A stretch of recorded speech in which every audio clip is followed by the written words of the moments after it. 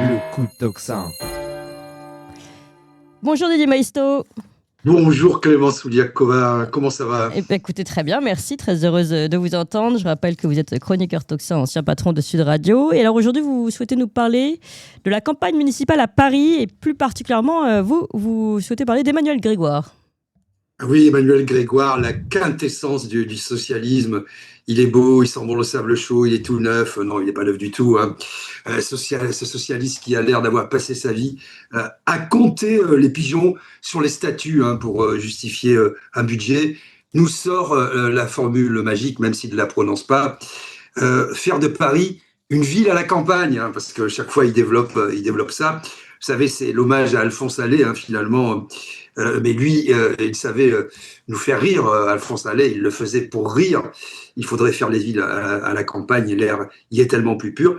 Mais Grégoire, non, Grégoire, lui, il y croit, Clémence, il y croit. Oui, alors, mais oui, là, c'est sûr que c'est autre chose. Ah oui, c'est tout à fait autre chose, hein. Imaginez, on peut pousser très loin la logique, hein. Les Champs-Élysées deviennent un champ de betteraves et les touristes chinois, vous savez qu'on évite, hein, le matin et le soir, au lieu de faire des selfies avec l'Arc de Triomphe en fond, poseront avec à leur côté des navets géants. Regarde, j'ai un tubercule plus gros que le tien. Regarde mon tubercule, comment veux-tu que je calcule? D'ailleurs, l'Arc de Triomphe sera rebaptisé, hein, dans la tête de Monsieur Grégoire, l'Arc de Trompette, parce qu'on y postera des paysans en costume folklorique pour jouer du corps des Alpes, du trombone à coulisses ou du troulis à combonne, c'est au choix, jusqu'à ce que les vitres des hôtels 5 étoiles explosent de désespoir. Et puis ce sera bon pour nous, pour Toxin, hein, qui vendra son stock d'instruments avant et qui aura comme ça des finances bien, bien solides. Et alors, les toits, on en fait quoi des toits avec Emmanuel Grégoire?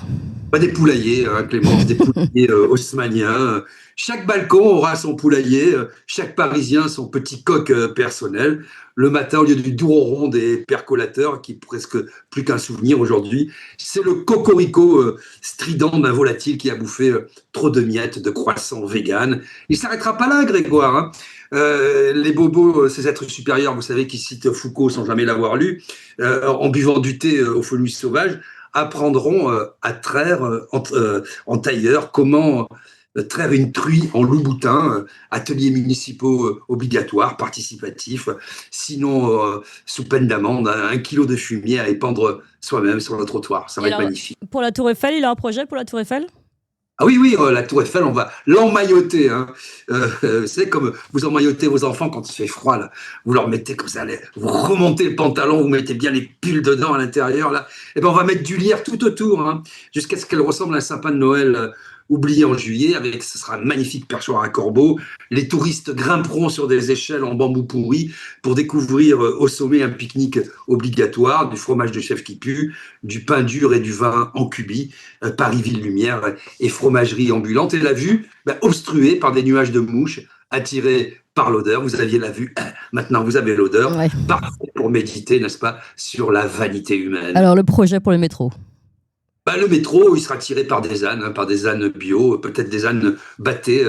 On m'avait dit un jour, c'est tout bon qui m'avait dit ça à propos de Raffarin. Tiens, vous savez, à propos du baudet du Poitou, il a un seul avantage, il ne se reproduit pas. J'ai vérifié, c'est faux. Mais les feux rouges, ils seront remplacés par des coqs, hein. Quand le coq chante, c'est vert. S'il est aphone ou vaguement dépressif, c'est rouge.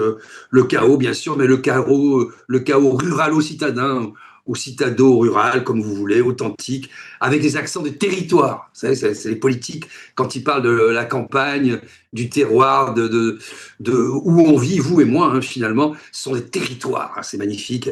Les bobos finiront par hurler, c'est sûr, mais Grégoire finira par leur répondre serein: l'enfer c'est les autres, et leurs vaches qui mugissent sous vos fenêtres couvrant le bruit de votre culpabilité bourgeoise. Magnifique. Il y aura même des ateliers, là encore, sur le sujet, avec des cafés participatifs à mi-mandat. Tout le monde sera d'accord.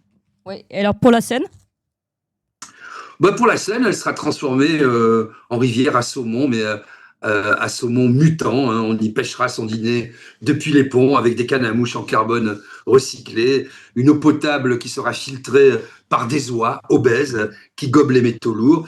Le goût sera celui de la rouille et du désespoir, mais ce sera gratuit. Hein. Et puis les inondations seront transformées en fêtes aquatiques. Comme ça, fini le cauchemar climatique. Hein. On ramassera des pommes pourries qui flotteront comme ça au gré des promesses électorales. Les HLM deviendront des écuries collectives. Là aussi, chaque famille aura son cheval, pourra monter en grade, littéralement, avant de redescendre, comme les gens qui ne sont rien, dans la bouse. Plus de pauvreté, hein, on aura inventé, grâce à M. Grégoire, le radis d'or, hein, un radis pour le café, 10 pour un ticket de char à bœuf. Pour l'inclusion, il y aura des cours de yodel, les cours de yodel à l'école primaire. Hein, les gosses hurleront aux vaches depuis les bacs-cours surpeuplés et la densité sera boostée par le réarmement démographique cher à son ami M. Macron. Plus de mômes pourront moissonner les grands boulevards avec un folklore local, la grande transhumance, des troupeaux de brebis qui descendront l'avenue Montaigne, piétinant les vutons des bourgeoises en pleine crise d'angoisse. Un très beau programme. Finalement, alors, c'est un visionnaire ou un fou furieux, celui-là? Bon, les deux, ma générale Oudien, les deux. Hein. Un immense visionnaire que ce Grégoire, hein, qui s'inspire bien sûr des saillies d'Alphonse Allais, mais pour garder ses petites racines de mandragore, mais aussi un gros démagogue illuminé, comme le sont tous les socialistes, hein, qui prétendent transformer les villes qu'ils administrent en fermes pédagogiques. C'est le truc, hein. Quand les fermes ferment, elles deviennent des fermes pédagogiques et on emmène les enfants. En fait, ce sont des véritables enfers pour tous les gens qui y vivent et surtout, j'allais dire, pour tous les gens qui y travaillent. J'ai vu que quelqu'un, je crois que c'est Nathan, qui est sur France Info maintenant, proposait de faire voter tout le monde de la région parisienne pour Paris. Et moi, je trouve que c'est une excellente idée. Puisque, ah oui, ça changerait la donne. Hein. Bah oui, Paris n'appartient pas aux Parisiens. Il appartient à vous, il appartient à moi, il appartient à tout le monde. Il y a 10 millions de gens qui viennent de banlieue, de toute la périphérie pour venir bosser. Et il y a, je sais pas, 1,7 million bobos qui nous emmerdent jour et nuit avec leur vélo et leur toile de jute. Bon, ça suffit, quoi. Ça suffit.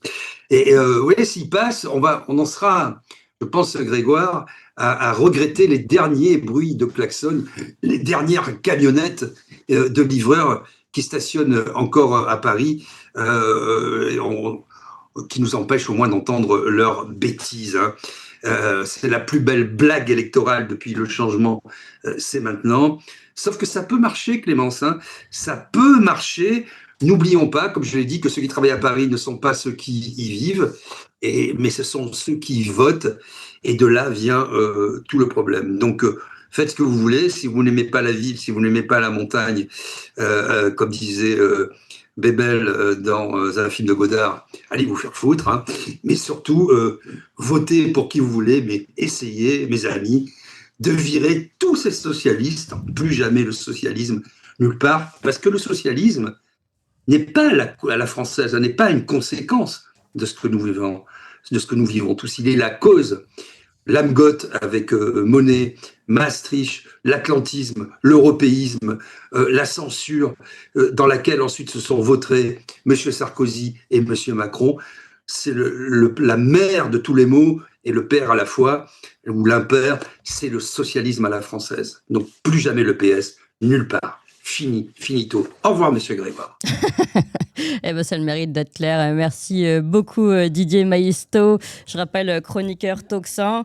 Et puis, ancien patron de Sud Radio. Merci encore. N'oubliez pas qu'on a une chaîne avec une émission tous les jours à 18h. C'est Tocsin Plus P-L-U-S.